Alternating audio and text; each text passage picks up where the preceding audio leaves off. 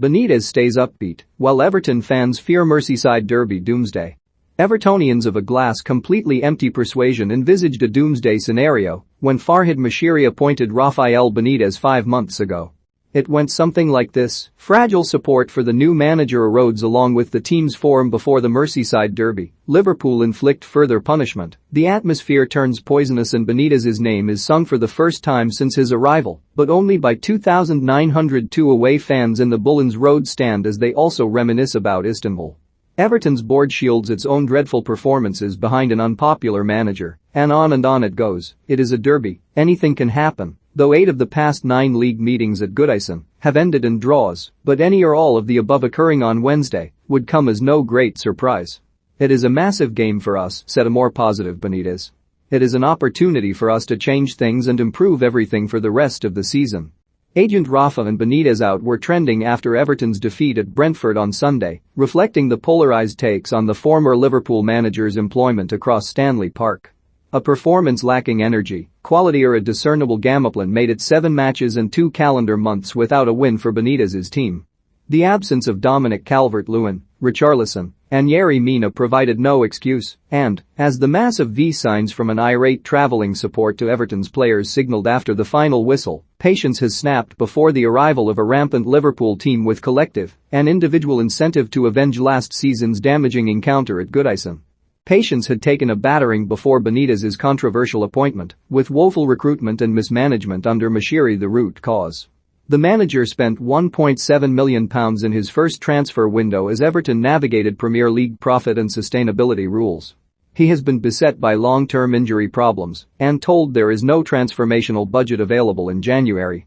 But with performances such as Sunday's, when he again persevered with Salomon Rondon, a long winless run, Goodison restless and a daunting fixture list ahead, Benítez must hope Everton's majority shareholder holds his nerve and resists any clamour for further managerial upheaval.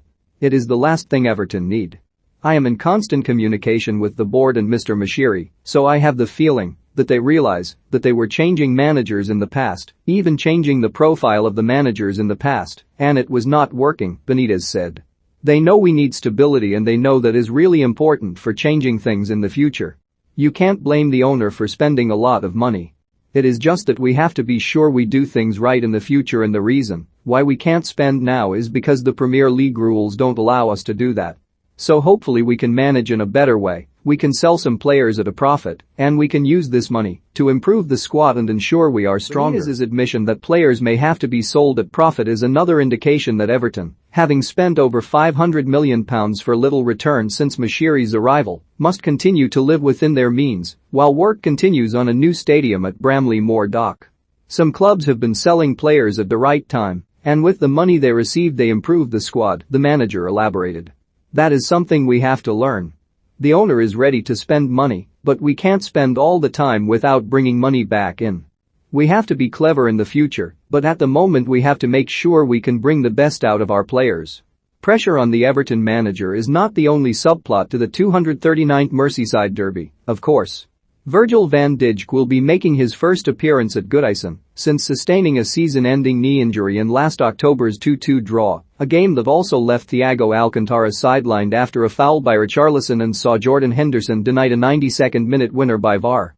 Jurgen Klopp admitted after Saturday's 4-0 defeat of Southampton that he disliked the physical intensity of the Merseyside derby but was in no mood to stoke any flames during an unusually brief press conference on Tuesday.